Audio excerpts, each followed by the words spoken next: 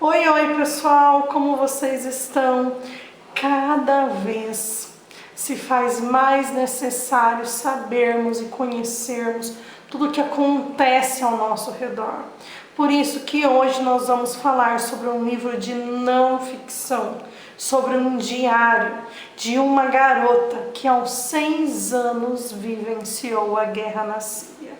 Hoje nós vamos falar então sobre o Diário de Miriam.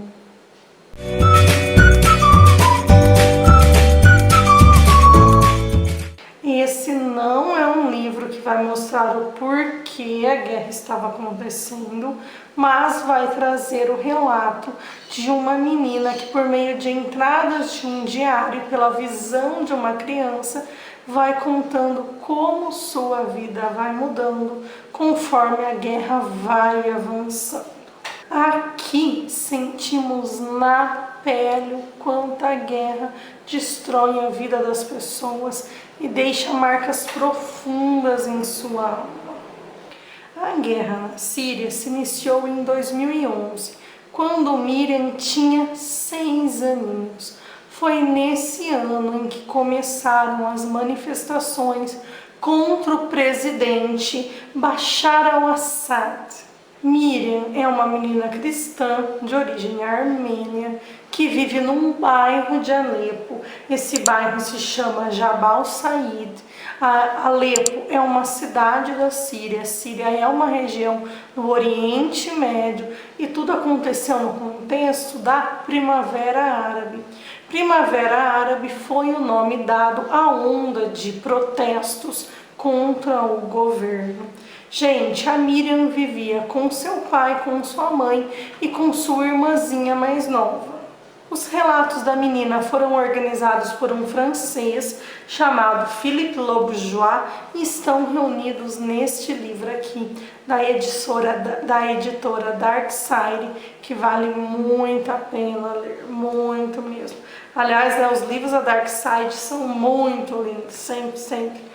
Capas bonitas, fotos e tudo mais. No início aqui do relato, a Miriam não está com 6 anos, ela está com 13. Depois é que a gente vai para o relato quando ela tem 6 anos. Quando ela está com 13 anos, nós a vemos fechando os olhos e um monte de lembranças boas de sua infância aparecendo. Ali, gente, ela nos conta que o bairro onde ela nasceu não existe mais. Adorava minha cidade, meu bairro. Gostava de sentir o calor de suas pedras polidas pelo tempo, de ouvir o canto dos almohadens, de me proteger à sombra das igrejas. Eu era feliz, leve e não imaginava que a vida pudesse ser de outra forma. Aos 13 anos, então, ela volta para onde tinha sido seu apartamento, né? Só que, gente, estava tudo destruído. Não restava muita coisa, não. Pedaços de cimento para todo lado, assim. É difícil reconhecer o que antes fazia parte de seu dia a dia, assim. Ela fica sem acreditar no que ela está vendo. Em seu antigo quarto, na verdade, quando ela tenta ir a seu antigo quarto, ela tropeça e acaba encontrando ali caída no chão uma caixinha amassada, uma caixinha vermelha, que era dela, que tinha sido dela. Então ela pega aquilo ali e ela vai guardar com ela para sempre. Então, enquanto muitos guardam um ursinho de pelúcia, uma boneca, ela vai guardar como símbolo da sua infância uma caixinha vermelha. Aquilo é tudo que restou da infância dela. Então, ela vai se apegar àquele objeto. Depois disso é que serão apresentados os relatos de quando ela tinha 6 anos de idade, que começam lá em 2011. Aos poucos as manifestações vão crescendo. Seu pai lhe dizia que eram pessoas que estavam lutando porque estavam insatisfeitas contra o governo. Pichações começam a aparecer na parede de sua escola, como a revolução continua, o seu pai decide que é melhor que ela não vá mais sozinha à escola por questões de segurança. E também, gente, é mostrado aí para nós o quanto é difícil para uma criança entender o que estava acontecendo.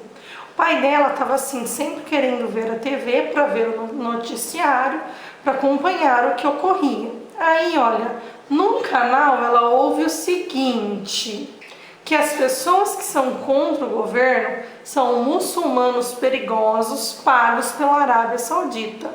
Num outro canal ela ouve exatamente o contrário, que os manifestantes são pacíficos e que é o governo quem está atacando-os. Então na cabeça dela, poxa, como que um canal fala uma coisa, o outro canal fala outra? Na cabecinha dela não tinha como um canal manipular informações em benefício de um lado. Bom, o que acontece, gente? O tio dela, que é o tio Fadi, acaba sendo sequestrado e pedem lá 500 mil libras sírias, que seria o correspondente a, na época, 17 mil reais. E quem vai conseguir negociar com o bandido para liberar o seu tio é o tio Rami, que fala, né, que eles não tinham dinheiro e tal, consegue abaixar um pouco esse preço. Então, olha como as coisas estavam se aproximando deles. O tempo vai passando, as manifestações vão piorando e Miriam vai vivendo cada vez mais dias piores. Alepo, 17 de julho de 2012. Hoje foi um dos piores dias da minha vida. Acabei de rezar bem forte para pedir a Deus que isso nunca mais aconteça. Hoje de manhã estava no apartamento dos vizinhos de baixo, brincando de colorir. Estava com Fuad Joel. Estava pintando um sol de amarelo, quando ouvi um barulho enorme de bomba que fez tremer tudo. Dei um pulo tão alto que espalhei meus lápis de cor por toda a sala, soltando um grito. Na mesma hora, ouvi a voz de mamãe no vão da escada. Ela berrava: Miriam, Miriam, onde você está? Larguei tudo. Peguei a mão de Joelle e corremos para encontrá-la. Tive tanto medo que continuava tremendo. Vai começar a faltar água e eletricidade, só que no começo é assim, falta hoje, amanhã volta, fica algumas horas sem, depois volta, até que eles vão ficando dias e dias sem eletricidade, dias e dias sem água, os preços das coisas começam a disparar e cada vez invadem um bairro mais perto do bairro onde eles viviam. Então assim, cada vez seus pais estavam mais preocupados e ela sentindo que tudo aquilo estava acontecendo sem entender direito o que era tudo aquilo.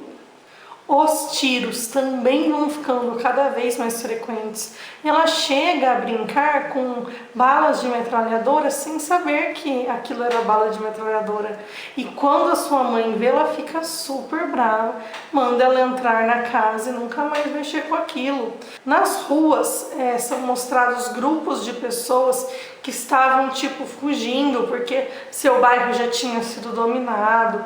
Inclusive ali na casa da Miriam, no começo, eles separam algumas coisas que eles não precisavam para ajudar essas pessoas. Um garotinho chama a atenção da Miriam e ele acaba ficando alojado na escola onde ela estudava. Aos poucos vai faltando cada vez mais água, cada vez mais eletricidade, o preço do gás fica um absurdo e dos alimentos também. Alimentos básicos vão ficando cada vez mais difíceis de conseguir. Só que ali no prédio dela é legal porque um ajuda muito o outro. Então, um conseguiu pão, leva para o outro, assim, eles são muito unidos nesse sentido. Depois das férias, as aulas da Miriam não voltam na antiga escola. Ela fica em casa até seus pais receberem uma ligação de que ela pode ir a uma outra escola que ficava mais longe dali, mais ou menos 2 quilômetros. E quando ela estava lá no colégio, às vezes, do nada, eles tinham que se esconder no subsolo, que estava tendo ataques. Teve dias em que eles precisavam se esconder 5 vezes lá. Então, assim, era uma coisa muito tensa. Nas ruas, inclusive, muitas vezes era preciso correr para que você não levasse um tiro. Então, gente, vocês imaginem só a tensão de uma criança inserida em tudo aquilo, vivendo tudo aquilo, né? E assim, ao mesmo tempo, querendo aproveitar a sua infância, querendo sobreviver. Às vezes a gente reclama da situação em que a gente vive, mas tem gente numa situação muito pior. Tem muito mais coisa aqui no livro, tenho certeza de que vocês vão gostar. Aliás, vocês já leram algum livro cuja personagem está no meio de uma guerra? Tem vontade de ler?